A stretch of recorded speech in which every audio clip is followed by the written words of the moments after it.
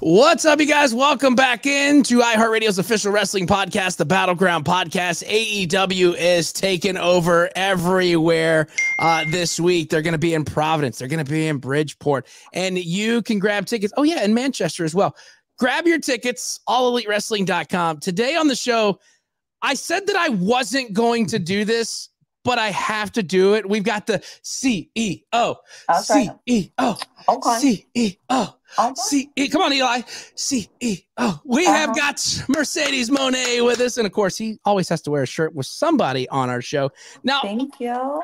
Before we get into this, I want to ask, Moné or money? Can you set it straight for the rednecks? Money. We're making money. Moné. So there we go. We now have it established because I know I've seen stuff online where they're like, oh, Mercedes Moné, Mercedes Moné. So I want to hear it straight from her. So it is Moné. So there you go, everybody on the internet. No, but everybody has an accent. So it's however you say it, but just know I'm trying to say money. You're making money. What I want is money. Yes. Okay? And you need to spend your money on all these AEW tickets next week. AEW tickets. Grab them right now. So let's jump right into it. First of all, it's an honor to have you on the show. So welcome in. How would you sum up so far your tenure in AEW thus far? Oh, I mean, my first 7 months. It's been amazing. I mean, look at this behind you. Each title has its own locker room. It's amazing.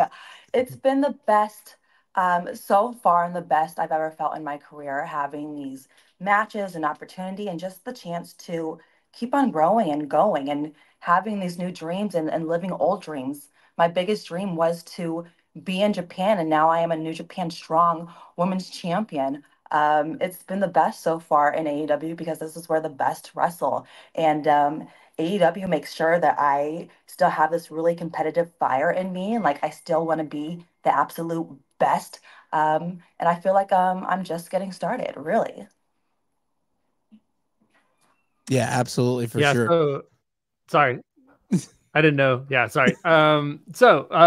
Recently we saw a new face become All Elite. That would be Kamille, an incredible athlete, former long-running NWA's Women's World Champion. Were you aware of her body of work previously? And what does her presence do for your status within the company? I mean, why do you think I made her come to Money Corporation? Because she is the brick house, because she is so strong, she is so athletic, she is so beautiful. She is just amazing as this protector, this bodyguard, this just this powerhouse that I need. And I'm super excited to watch her versus Chris Statlander tonight. And just her by my side, I really feel unstoppable. Yeah, definitely. Because we were there the night she debuted. I believe it was in Nashville. And it was kind of a homecoming because she's from the area. And we were super excited. And I was like, you couldn't have picked a better person to pair Kamille with. And Mercedes picking just the perfect person. Now, you mentioned you bring her in to your corporation. Mm-hmm. Is there any other opportunities to bring other people in? We've seen MVP trying to bring people into his group over here. Could Mercedes try to bring MVP and Shelton Benjamin to the Moné Corporation? Or I mean, there's always an opportunity to make money. And ever since I came to AEW, money has just gone up. And I know there is a list of women who are just dying to just even be around my presence. I mean, I'm in my locker room right now and I have a security guard out there and there is a line, okay? I have to be like, excuse me, wait, I have to talk to you guys first. Yes, there's always an opportunity to make money. But I'm very busy, okay? So just wait. So you just have to put an application and wait for you to call them back, right? I gotta watch you do some stuff first. I gotta see you. I gotta see what you got. Yeah, that's a solid way. So hey, if you want to try to be a part of the Moné Corporation, you got to show some tapes out there for Mercedes to see, and then she'll decide whether or not if you're part of the group or not. One thing that's really awesome, and we had the chance to catch up with Willow here recently. We talked about the women's division AEW, how it has evolved ever since the beginning of AEW to now. Should AEW do the unthinkable and create a women's only AEW weekly show? Is that something that you would like to push for? Wow, a weekly show. Absolutely. I mean, we have the talent, so why not? All Elite Women Wrestling. Mm-hmm. There you go. We have the best women's wrestling, and from Willow, Mariah May, Tony Storm, Serena Deeb, Chris Statlander, Kamille. There is definitely an opportunity to have an all-women's show every single week, so I don't see why not.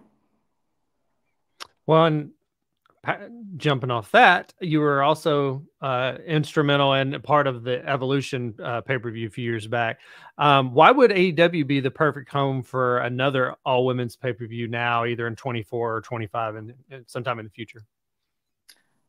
Because we have the best women's wrestlers. We have a roster full of wrestlers. We have a long list of women that we can have an all-woman pay-per-view. So I think just giving the chance and opportunity, and if Tony sees that, I don't see why not. We can have a women's revolution here in AEW. It's happening already. The women have just been killing it out of the park every single week.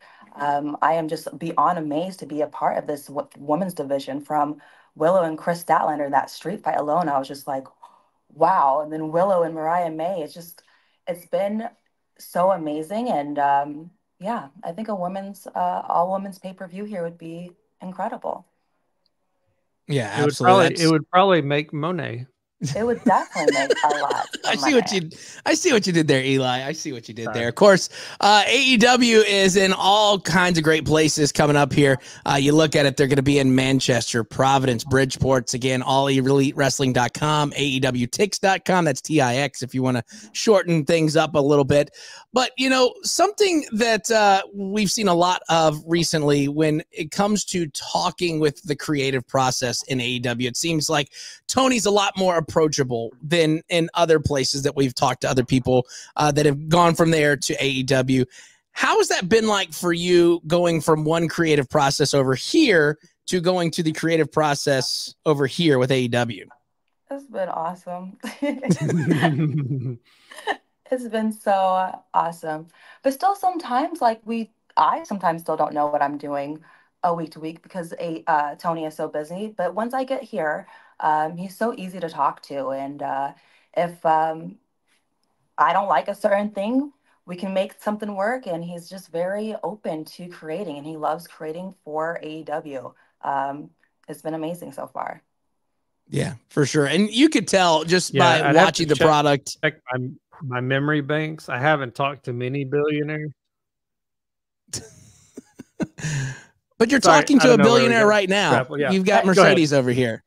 But it is crazy that he's I was just going to say, I haven't talked to many billionaires, but Tony was definitely very awesome. He's an awesome billionaire. Oh my God, I get to learn from him every single week, and just how he gets to treat people alone. Legit, leaving the arena, he'll say bye to every single worker that's working backstage. He is just the most amazing person ever, and just him as a boss alone, it's just great. And you can see that when you watch AEW. It's just the best company ever, and the best wrestlers just want to be here. And you could tell it each and every week when you watch an AEW show, whether it's Dynamite, Collision, Rampage, whatever it is, you could tell that everybody is there to help out the next person. And it doesn't seem like it's one of those places where they're only out for themselves. Of course, you and Jay Cargill literally cross paths on the way into new companies, thus preventing a dream match that everybody in the IWC was hoping for. Have you two spoken since your debuts? And are you optimistic that maybe one day down the line there could be a match between you still in the cards? I mean, you never know in wrestling. And no, I never crossed paths with her. But every single autograph signing that I've been to before I even came to AEW, so many fans were like, I hope you get to wrestle Jade. I want you to wrestle Jade. I'm like, all right. And then I came to AEW, and then she went to the other place, but you never know. There's a lot of dream matches out there in existence. So you never know in wrestling. Yeah. So a major event happened this year. John Moxley became the IWGP World Heavyweight Champion, and you already have some IWGP Gold. Would you say that that's just as an important target for you as the AEW Women's World Champion, or like how do you prioritize like which belt you want to go after next? I got to look at my schedule. I got to see if I can be out there in Japan every single week. You know, as the New Japan Strong Women's Champion, we have a promotion here in the US that loves to run a lot of shows. So it's easier to just jump on a flight and go there. But if I wanted that IWGP Women's Championship again, then I would go after it. But there's always a plan and then there's always a time for everything. And that's not just the only title that I see my eyes on that, you know? I see that little title that Mariah May is holding. I love seeing what Athena is holding down in Ring of Honor. There's a lot of championship gold out there in women's wrestling. So we'll see. That's true. Yeah, absolutely, for sure. I will say this, and this is kind of one of these things that it's always cool to see wrestlers crossing over from wrestling to Hollywood. And of course, you are no stranger to Hollywood, being in, of course, The Mandalorian and among other things. What's on the horizon? Is that something maybe you want to get back to the Star Wars world? Do you want to go to Marvel? Like, is there anything that you can give us a little hint on of upcoming things that you're working on potentially?